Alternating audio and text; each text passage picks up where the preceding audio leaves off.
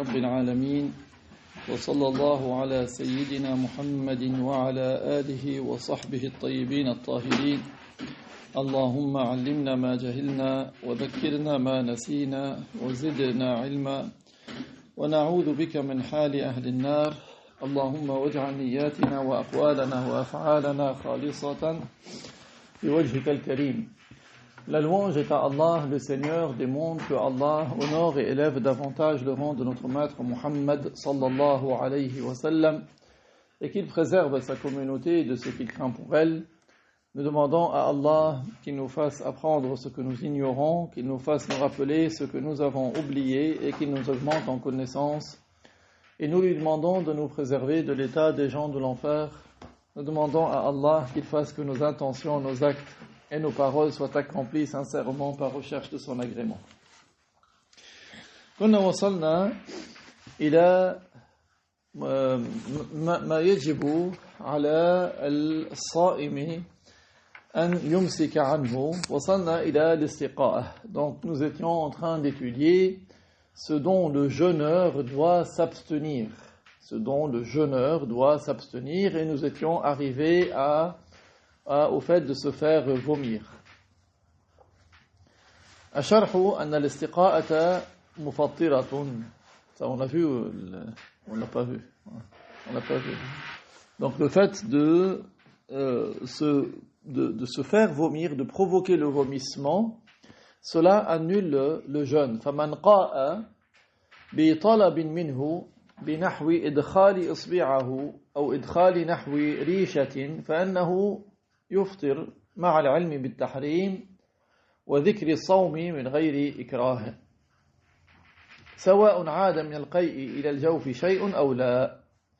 Donc celui qui provoque le vomissement, comme par exemple il introduit son doigt, donc vous savez, il appuie sur la langue, il y a un réflexe qui fait que la personne vomit, ou une plume ou quelque chose de cet ordre, cela annule le jeûne. Cela fait qu'il aura rompu son jeûne avec les critères que nous avons vus précédemment. Quels sont ces critères? C'est-à-dire quand il sait que c'est interdit de le faire, donc il sait, c'est pas qu'il est ignorant, il sait que c'est interdit de le faire, il se rappelle qu'il est en train de jeûner, c'est pas qu'il a oublié, et sans que ce soit sous la contrainte, c'est pas qu'il était menacé de mort. Non, il n'était pas sous la contrainte. Avec ces trois critères-là, il annule son jeûne, qu'il ait avalé quelque chose, qu'il y ait quelque chose de ce qu'il a vomi, qui soit retourné dans à l'intérieur, dans une cavité de son corps ou pas. Dans les deux cas, il annule son jeûne. وذلك لحديث الترمذي والنسائي وغيرهما من حديث أبي هريرة رضي الله عنه قال قال رسول الله صلى الله عليه وسلم من ذرعه القيء فلا قضاء عليه ومن استقاء فعليه قضاء. Donc en raison du hadith de At-Tirmidhi, de An-Nasa'i et d'autres que, d'après Abu Huraira, que Dieu l'agrée, qu'il a dit, le messager de Allah sallallahu alayhi wa sallam a dit ce qui signifie, celui qui a été gagné par le vomissement, il n'a pas de rattrapage à faire. Celui qui a été gagné, malgré lui, il n'a pas de rattrapage à faire. C'est-à-dire que cela n'annule pas son jeûne. Tandis que celui qui provoque le vomissement, alors il doit rattraper. Ça veut dire quoi qu'il doit rattraper? C'est-à-dire que son jeûne n'est pas valable. بخلاف قلع النخامة من الدماغ أو من الباطن فإنها لا تفطر وفي ذلك فسحة للناس. Contrairement au fait de cracher les glaires, cracher les glaires, que ce soit ce qui provient des sinus ou qui vient de la poitrine, de haut ou vient du bas, cela, donc cracher les glaires, cela n'est pas quelque chose qui annule le jeûne. Et il y a en cela une facilité pour les gens. قال المؤلف رحمه الله autre Il est obligatoire de s'abstenir d'apostasier. Il est obligatoire de s'abstenir d'apostasie. وعن الردة. الشرح أن من شروط الصيام الإمساك أي كف النفس عن الردة أي عن قطع الإسلام والعياذ بالله تعالى منها جميع النهار. Dans le commentaire, le cheikh explique, il dit, parmi les conditions du jeûne, il y a l'abstinence, c'est-à-dire le fait de s'empêcher d'apostasier, c'est-à-dire s'empêcher de rompre l'islam, que Dieu nous en préserve, et ce, toute la journée. فَمَنْ ارْتَدَّ وَلَوْ لَحْظَةً مِنَ النَّهَارِ بَطَلَ صَوْمُهُ فَمَنْ ارْتَدَّ وَلَوْ لَحْظَةً مِنَ النَّهَارِ بَطَلَ صَوْمُهُ كالصلاة سواء كان كفره بالقول أو الفعل أو الاعتقاد.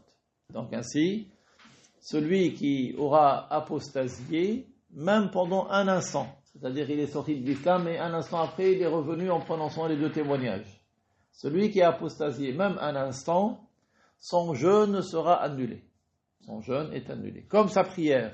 La prière aussi, s'il est apostasié pendant la prière, sa prière est annulée. Que sa mécréance ait eu lieu par la parole, ou par les actes, ou par la croyance. Dans tous les cas, les trois cas. Que sa mécréance ait eu lieu par la parole, par les actes, ou par la croyance. قال المؤلف رحمه الله وعن دخول عين جوفا إلا ريقه الخالص الطاهر من معدنه. Et d'introduire une substance dans une cavité de son corps. Sauf sa propre salive non mélangée avec autre chose si elle est pure et qu'elle ne s'est pas séparée de la bouche. الشرح أنه يجب على الصائم أن يكف عن إدخال عين إلى جوفه ولو كانت تلك العين قليلة كحبة سمسم ولو كانت مما لا يؤكل كحصات. Donc, dans le commentaire, l'auteur explique, il dit, c'est un devoir pour le jeûneur de s'abstenir d'introduire une substance dans une cavité de son corps. Même si cette substance était minuscule, toute petite, comme un grain de sésame. Vous voyez les grains de sésame sur les gâteaux là qu'on met, c'est jaunâtre. C'est ça, c'est tout petit. C'est des graines qui sont toutes petites. Quand on les moue, ça donne de la pâte de sésame. Les gens l'assaisonnent par exemple. D'autres, ils le mélangent avec du miel, ou ils le cuisinent avec. C'est ça la pâte de sésame. Les grains de sésame, c'est tout petit. Même s'il introduit un grain de sésame dans une cavité de son corps, même s'il introduit quelque chose qui ne se mange pas, il prend un tout petit caillou et il avale. Ça annule le jeûne. وسواء في ذلك الجوف الذي يحيل الغذاء وغيره. Et ceci aussi bien dans une cavité de son corps qui transforme la nourriture ou pas. C'est quoi qui transforme? L'estomac, il transforme. La preuve de ce que tu manges, si quelqu'un il vomit, il voit bien la différence entre ce qui est introduit et ce qui est sorti. Ou une partie qui ne transforme pas. Par exemple, ça reste intact. S'il introduit, elle ressort la même. Dans les deux cas, qu'il introduit dans une cavité qui transforme la nourriture ou pas, introduire une substance jusqu'à cette cavité annule le jeûne. وكذلك يفطر من طعن جوفه فلو جرح نفسه أو جرحه غيره بإذنه فوصلت السكين إلى دماغه أو جوفه أفطر. De même, celui qui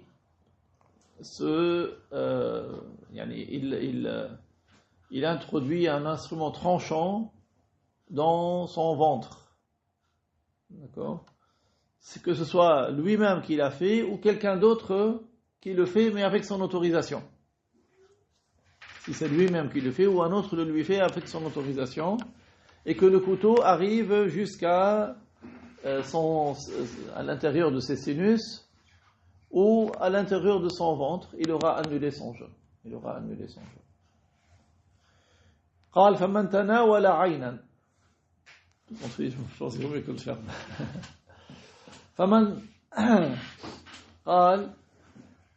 فمن تناول عينا فدخلت إلى جوفه من منفذ مفتوح.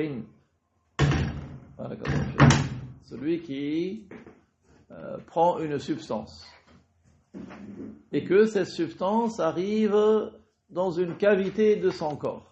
Il prend une substance qui arrive dans une cavité de son corps à partir d'un orifice naturel. Donc comme le nez, comme la bouche, un orifice naturel.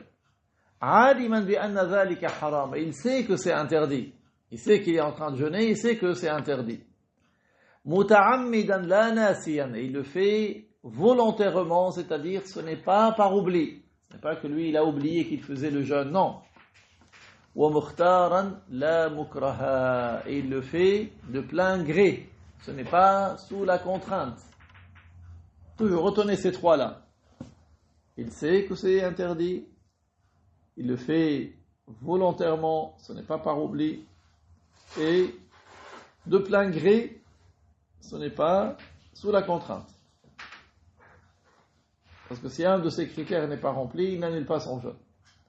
Donc là, s'il est fait avec ces trois critères, la mukrahan bil qatli wa nahwihi aftar. Donc si ce n'est pas sous la contrainte, parce que menacé de mort ou autre, il introduit une substance, il aura annulé son jeûne.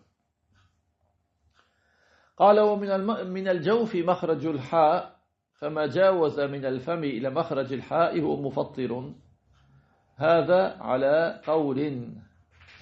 Donc la limite de la cavité du corps, c'est le point d'articulation de la lettre ha. Ha. Vous voyez d'où il sort le ha. Ha. Donc si quelque chose est introduit par la bouche et qui dépasse le point d'articulation du ha, ça annule le jeûne. Si quelque chose rentre par la bouche et dépasse le point d'articulation du ha, ça annule le jeûne selon un avis. Selon un avis. وعلى قول إلى مخرج الهمزة والهاء. على قول مخرج الهمزة والهاء ها. Selon notre avis, c'est plus haut. Même si ça dépasse le point d'articulation de ha et de a. Parce que qu'est-ce qui est plus bas? Ha ou la ha? Ha, il est plus bas. Vous entendez? Vous voyez? Ha, ha, ha, ha. Ha, c'est plus bas. Selon un avis, si c'est descend plus bas que le ha, donc selon cet avis-là, s'il arrive jusqu'au ha, puis le crash, ça n'annule pas. Mais selon un autre avis, même si ça dépasse le ha, même si ça n'arrive pas jusqu'au ha, ça annule le jeûne. S'il est introduit par la bouche. قال وكذلك ما جاوز الخيشوم والخيشوم منتهى الأنف. Il en est de même pour ce qui dépasse al-khayshum. Al-khayshum, c'est la racine du nez. C'est quand vous faites la runna. Min sharri ma khalaq. Ça sort de là, de al-khayshum. Donc si il est introduit par le nez et ça dépasse le khayshum, le point d'articulation ou du son de al-runna, à l'intérieur, ça annule le jeûne. Si ça ne dépasse pas, ça n'annule pas le jeûne. C'est pour ça que quand quelqu'un fait le wudu, par exemple, s'il inspire l'eau, il fait attention pour pas que ça arrive jusqu'au khayshum. Il peut, juste au niveau des narines, mais pas au-delà. Pas jusqu'au khayshum. Il ne dépasse pas le khayshum. وَلَا يُفَطِّرُ مَا لَمْ يُجَاوِزِ الْخَيْشُومِ. Ce n'est pas une annulation, ça n'annule pas le jeûne, ce qui ne dépasse pas le khayshum. قال وما جاوز الإحليل وهو مخرج البول فيه خلاف في مذهب الشافعي. Et donc ce qui dépasse l'urètre. C'est quoi l'urètre? C'est le canal d'émission de l'urine. L'urètre, c'est le canal d'où sort l'urine. Donc ce qui dépasse l'urètre, qui est le point de sortie de l'urine, et fait l'objet de divergences dans l'école shafi'ite. Quand on dit divergence, certains ont dit oui, ça annule, d'autres ont dit non, ça n'annule pas. C'est ça le sens de divergence. Il y a deux avis. قال الشيخ والمعتمد من حيث النظر أنه لا يفطر. Et le cheikh a dit, mais ce qui est fondé, l'avis retenu, du point de vue de la réflexion, de la déduction. An-nazar ici, c'est la déduction. C'est que ça n'annule pas le jeûne. Ici, parce qu'il n'a pas dit par le texte, mais par la déduction. Vous voyez? Donc il s'est appuyé sur la déduction, pas sur un texte, pour dire que ça n'annule pas le jeûne. قال ولو أدخلت المرأة إصبعها في فرجها إلى ما وراء ما يظهر من فرجها عند قعودها على قدميها لقضاء حاجتها أفطرت. Donc si une femme introduit son doigt dans son vagin et elle dépasse ce qui est apparent de son vagin quand elle est accroupie sur ses pieds pour faire ses besoins. Donc il y a la partie qui est apparente. Si elle dépasse, elle introduit son doigt et ça dépasse, alors ça annule le jeûne. قال والحقنة في القبل أو الدبر تفطر أيضا. Le clister. C'est quoi le clister? C'est comme un tuyau qu'on introduit pour introduire un liquide. Certains, quand ils sont constipés, ils introduisent un liquide avec de l'eau tiède, pour déboucher les intestins. Donc le clister, que ce soit par devant ou par derrière, il annule le jeûne. C'est-à-dire pour introduire quelque chose. وعند أبي حنيفة الشيء الذي يصل إلى ما تصل إليه المحقنة يفطر. أما ما يصل إلى ما دون ذلك لا يفطر. Et selon Abu Hanifa, s'il introduit quelque chose jusqu'à l'endroit où le clister arrive. Quand ils introduisent le clister, ils arrivent à une certaine position dans les intestins. Ils dépassent l'orifice de l'anus. Il va au-delà. Donc chez Abu Hanifa, s'il arrive jusque-là, ça annule le jeûne. Mais si ce n'est pas jusque-là, c'est-à-dire avant, ça n'annule pas le jeûne. أما عند الشافعي إذا أدخل إصبعه في دبره ولو مقدارا قليلا وراء ما يفرك عند الاستنجاء أفطر. Mais chez Shafi'i, c'est plus restreint. Pourquoi? Parce que chez Shafi'i, s'il introduit son doigt dans son anus, même une toute petite partie, c'est-à-dire plus que ce dont il a besoin pour frotter quand il fait l'istinja, plus que ce dont il a besoin pour frotter, pour faire l'istinja, s'il introduit, alors son jeûne est annulé. قال وأما القطرة في العين فلا تفطر في مذهب الإمام الشافعي ولو شعر بطعمها في حلقه. Donc pour ce qui est de la goutte dans les yeux, certains ils mettent du médicament dans les yeux. Dans l'école de l'imam Shafi'i, ça n'annule pas le jeûne, même s'il sent le goût dans sa gorge. Mais selon l'imam Malik, si, ça annule. Vous voyez, donc il y a divergence entre les savants ici. Mais selon l'imam Shafi'i, même s'il ressent le goût dans la gorge, ça n'annule pas le jeûne. Amma in wasala ila zahiri al-fami fa bala'ahu aftar. Par contre, si il a mis des gouttes dans les yeux, et puis c'est arrivé dans sa gorge, et il a ramené au milieu jusqu'à la bouche, puis il l'a avalé, alors ça annule le jeûne.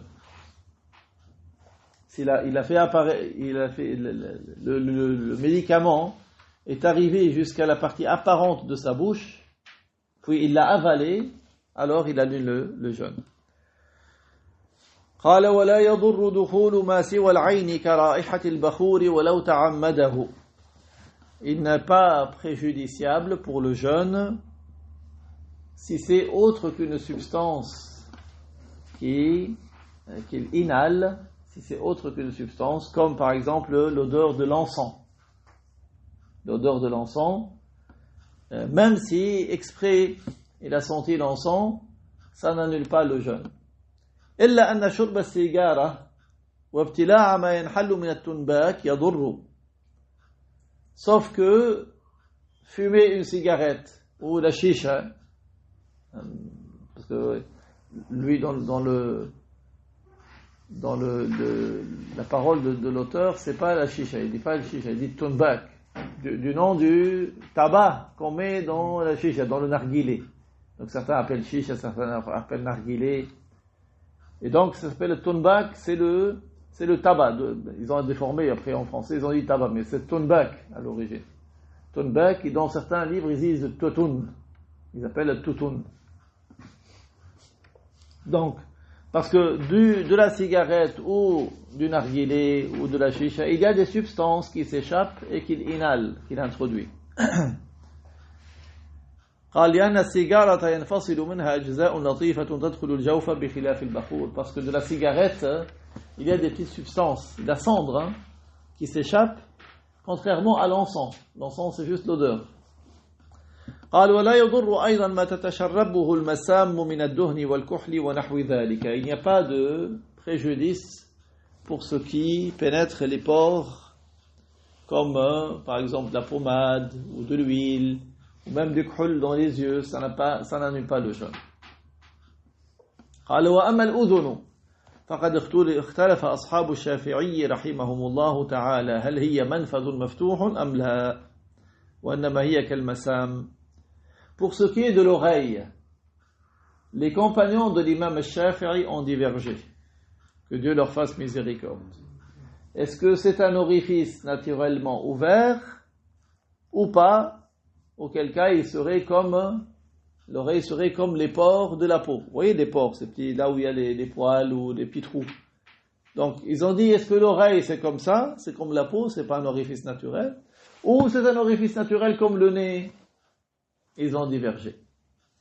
فمنهم من قال ما دخل الأذن وجاوز الظاهر إلى باطنها أي جاوز خرق الأذن من ماء أو دواء أو دهن مفطر. Parmi ces savants, il y a ceux qui ont dit que ce qui pénètre l'oreille et qui dépasse la partie apparente de l'oreille jusqu'à l'intérieur, c'est-à-dire qui dépasse le trou de l'oreille, que ce soit de l'eau, que ce soit un médicament, que ce soit de l'huile, alors ça annule le jeûne, si ça dépasse la partie apparente. ومنهم من قال لا يفطر لأنه كتشرب المسام. Et d'autres ont dit non, ça n'annule pas le jeûne parce que c'est comme les pores de la peau. لذلك احتياطا لما إنسان يغتسل يضع شيئا من الماء في يده ويقرب أذنه حتى لا ينزل الماء إلى الداخل.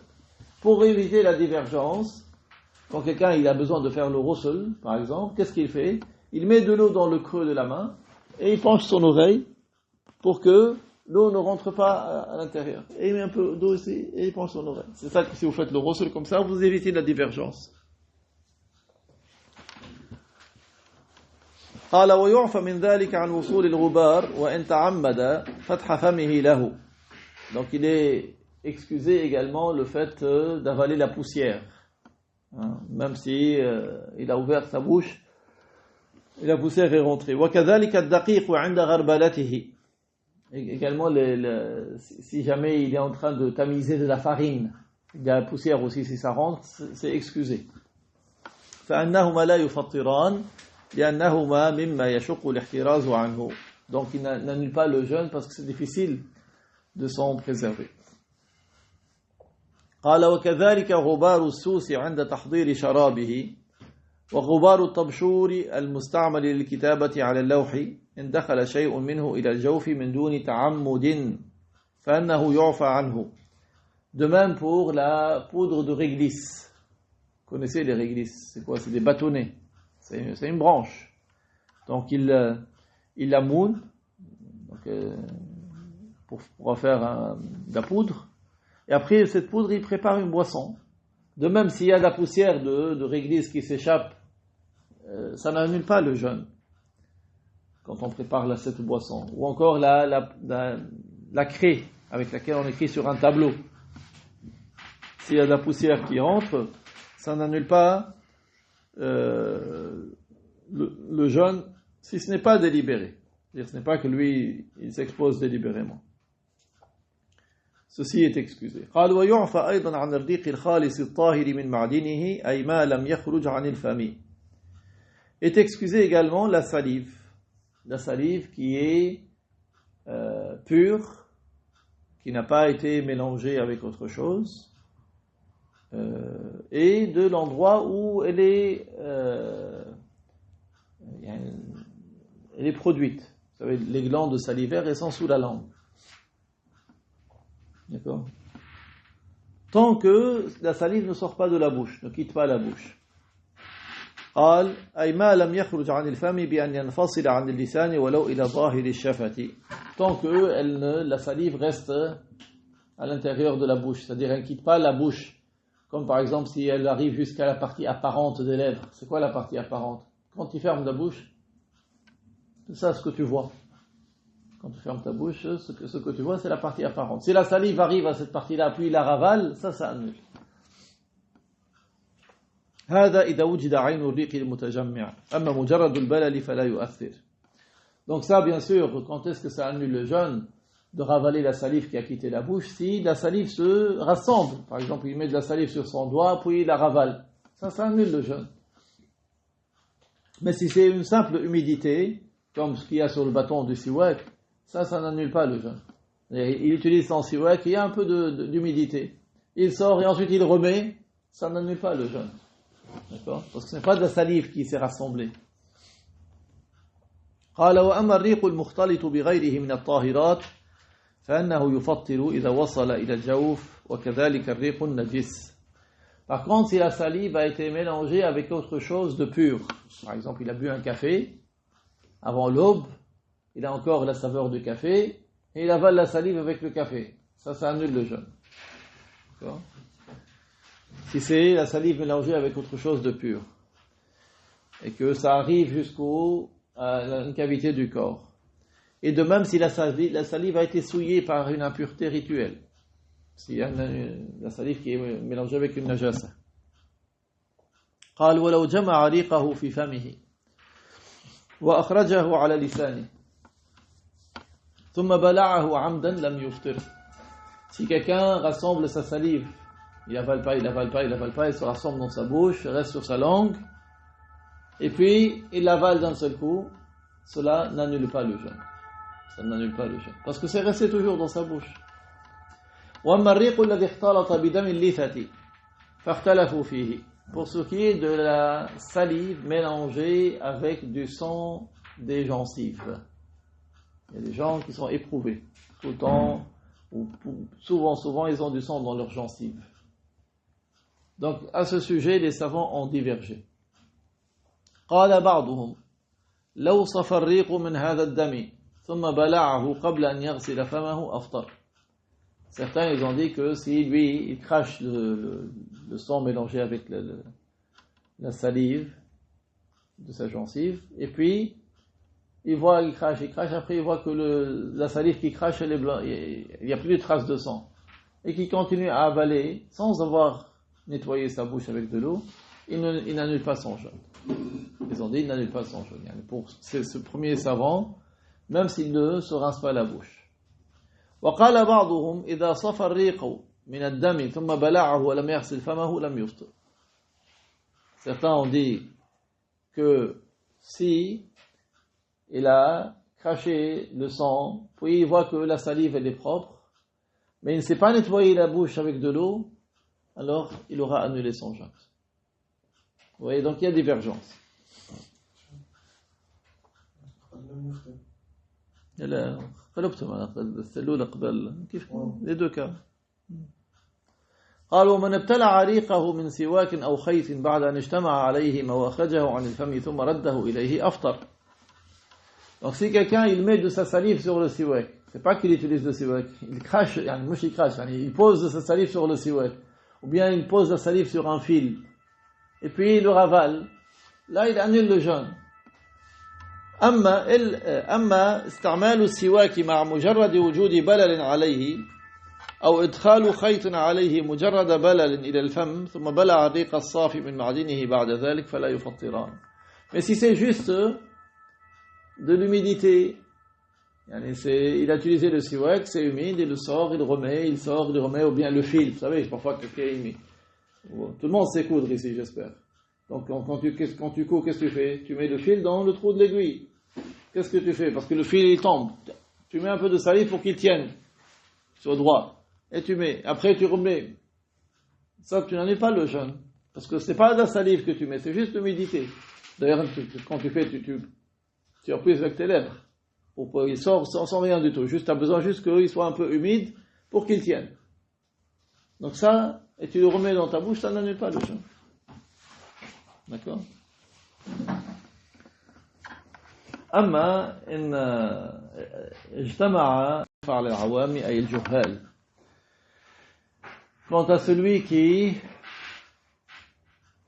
a mis de la salive sur son siwak, puis il a remis dans sa bouche, il a sorti de sa bouche et l'a remis. Alors qu'il y a de la salive, c'est pas juste mouillé. Il aura annulé son jeûne, sauf s'il était ignorant du jugement. Parce que c'est quelque chose que beaucoup de gens du commun ignorent. قال ومن كان يمشي في المطر إن دخل إلى فمه شيء من الماء فبلعه مع القدرة على منع ذلك فإنه يفطر. Si quelqu'un marche dans la pluie, d'accord, et il rentre dans sa bouche un peu de l'eau de pluie, et il a avalé, alors qu'il était capable de l'empêcher, il aura annulé son jeûne. Il aura annulé son jeûne.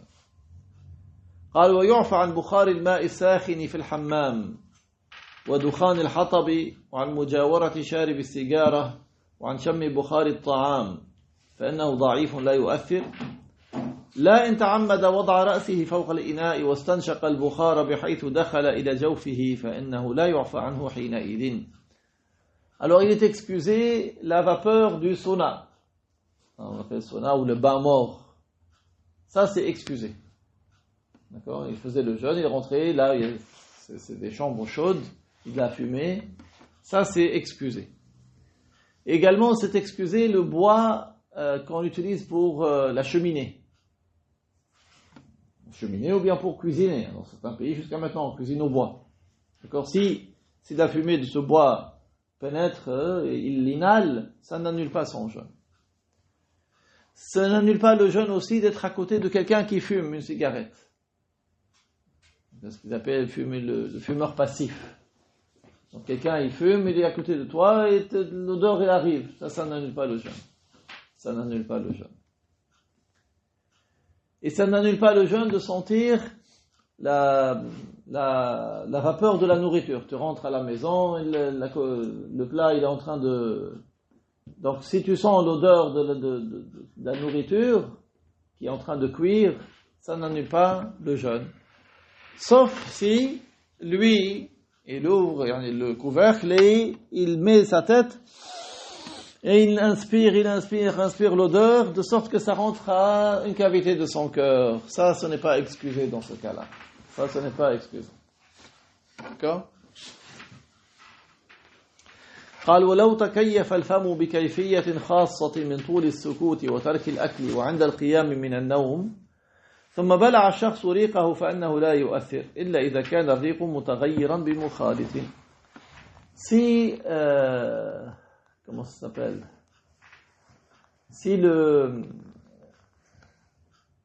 la bouche, vous savez quand quelqu'un il reste longtemps en silence, il parle pas, ou bien parce qu'il reste longtemps sans manger puisqu'il jeûne, ou il se lève de son sommeil. Parfois la bouche elle a un goût qui n'est pas habituel. S'il avale, ça n'annule pas le jeûne. S'il avale, ça n'annule pas le jeûne. Parce que la saveur a changé. Parce qu'il est resté longtemps silencieux. Toi-même, tu te rends compte. Si tu parles pas. Ensuite, tu parles. Tu vois que la bouche, il y a un... Oui, voilà. Ça n'annule pas le jeûne. D'accord? Sauf si ça a été mélangé avec quelque chose de pur ou non pur. Sauf si ça a changé parce que c'était mélangé avec autre chose et qu'il avale, ça annule le jeûne. قال وأما الإبرة في الشريان والعضل فإنها لا تفطر. Quant à l'injection de médicaments ou autres dans les veines ou dans les muscles, ça n'annule pas le jeûne. D'accord? Ça n'annule pas le jeûne. وكذلك إبرة البنج في اللثة لا تفطر إلا إذا تغير ريقه فبلعه. Également l'injection d'anesthésiant dans la gencive. D'injection d'anesthésiant dans la gencive, ça n'annule pas le jeûne. Sauf si sa salive a été altérée et qu'il l'avale. وكذلك المصل في الشريان المعروف اليوم في المستشفيات فإنه لا يفطر. Également on lui met dans la veine, on lui met du sérum. Ça n'annule pas le jeûne. D'accord? Avec intraveineuse. Donc ça n'annule pas le jeûne. قالوا من سبقه الماء إلى جوفه في الوضوء عند المضمضة أو الاستنشاق فإن كان بالغ بذلك فأوصله إلى الحلق فانبلع بغير إرادته أفطر. Donc celui qui a faisait son wudu et il s'est rincé la bouche et il s'est rincé le nez, il a inspiré de l'eau, il s'est rincé la bouche, mais il a fait ça de manière exagérée. Il a fait ça de manière exagérée. De sorte que, malgré lui, ça lui a échappé et c'est rentré dans une cavité de son corps. Alors, involontairement, mais c'est rentré. Mais c'est lui qui a exagéré, alors son jeûne est annulé. لأن الصائم يكره له أن يبالغ بالمضمضة والاستنشاق وكذلك عند الغسل, parce que c'est déconseillé pour le jeûneur d'exagérer dans le fait de se rincer la bouche, dans le fait de se nettoyer le nez, dans le wudu, également dans le ghusl. C'est déconseillé qu'il le fasse de manière excessive. ومن كانت مبالغته لسبب شرعي كتطهير فمه من نجس فانبلع الماء بغير تعمد فإنه لا يفطر. Par contre, si il s'est rincé la bouche de manière excessive, mais pour une raison légale. C'est quoi la raison légale? Comme si par exemple il voulait se nettoyer la bouche d'une impureté. S'il a fait ça de manière excessive et que il y a de l'eau qui a glissé involontairement, alors ça n'annule pas le jeûne. Ça n'annule pas le jeûne.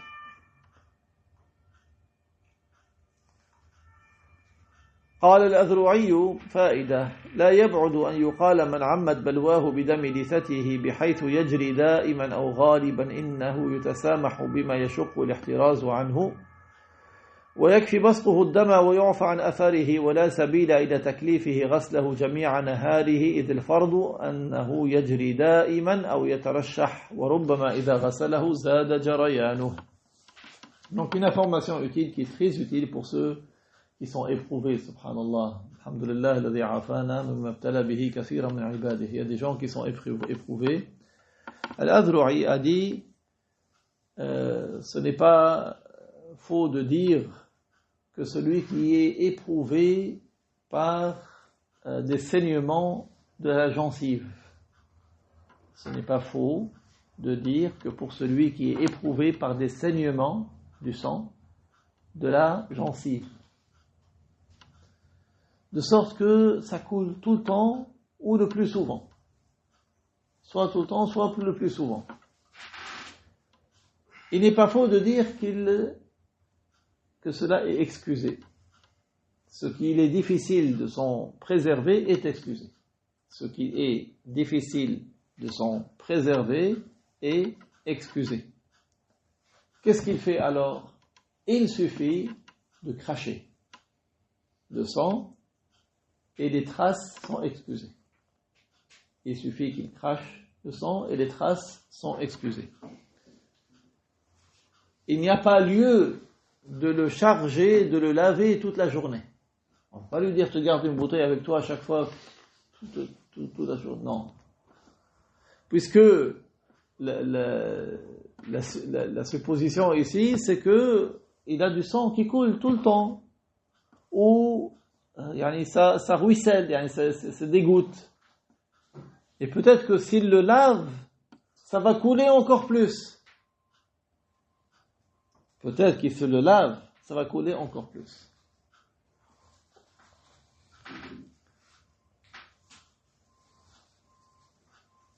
قال ولو نام الشخص فلما استيقظ بلع ريقه ثم تبين له أن ريقه متغير بالدم الذي نزل من لثته وهو نائم فسد صومه فيمسك عن الأكل بقية النهار ثم يقضي.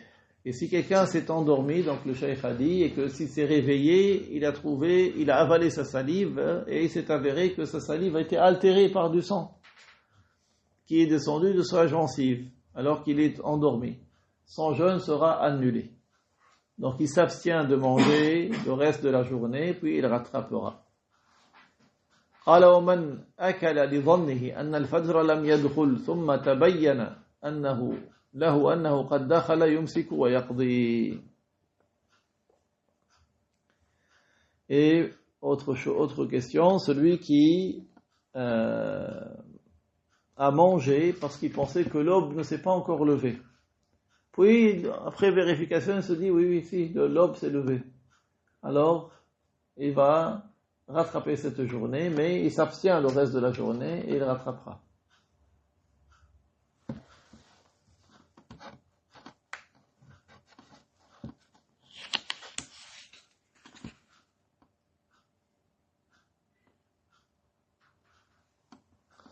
وقال مالك وأبو حنيفة أن ابتلاع البلغم لا يفطر إلا إن أخرجه الشخص إلى خارج فمه ثم رده فابتلعه. L'imam Malik et l'imam Abu Hanifa ont dit que avaler les glaires n'annule pas le jeûne. Sauf s'il le fait sortir à l'extérieur de sa bouche, puis il le ravale. وفي ذلك فسحة للناس. Et ceci est une facilité pour les gens. قال وأما الدواء الذي يستعمله من أصيب بالربو عن طريق الفم فإنه مفطر لأنه ينفصل من هذا الدواء عين تصل إلى الجوف مع سهولة الاحتراز عنه. Et donc celui qui utilise des vaporisateurs, comme ceux qui sont asthmatiques, ils utilisent des vaporisateurs, le plus connu c'est la ventoline. Pourquoi celui qui utilise cela par l'intermédiaire de la bouche, il annule son jeûne? Pourquoi? Parce que de ce médicament, il y a des gouttelettes, il y a des substances qui rentrent et qui rentrent à l'intérieur de la cavité du corps, alors qu'il était facile de s'en préserver. C'est pas comme tu passes à côté de quelqu'un qui fume, non. قال وأما من أكل أو شرب وهو ناس ولو في صيام النفل فلا يفسد صومه وذلك لحديث البخاري ومسلم من حديث أبي هريرة رضي الله عنه أنه قال قال رسول الله صلى الله عليه وسلم من نسي وهو صائم فأكل أو شرب فليتم صومه فإنما أطعمه الله وسقاه. Quant à celui qui a mangé ou bu en ayant oublié qu'il faisait le jeûne, même si c'est un jeûne surérogatoire, son jeûne ne sera pas annulé. Son jeûne ne sera pas annulé en raison du hadith de Al-Bukhari et Muslim, d'après Abu Huraira, que Allah l'agrée, qu'il a dit ce qui signifie, que le messager de Allah, sallallahu alayhi wa sallam, a dit ce qui signifie, celui qui par oubli, alors qu'il faisait le jeûne, a mangé ou bu, alors qu'il poursuive son jeûne. C'est Allah qui lui a donné à manger et à boire. والله تعالى أعلم وأحكم وبارك الله فيكم.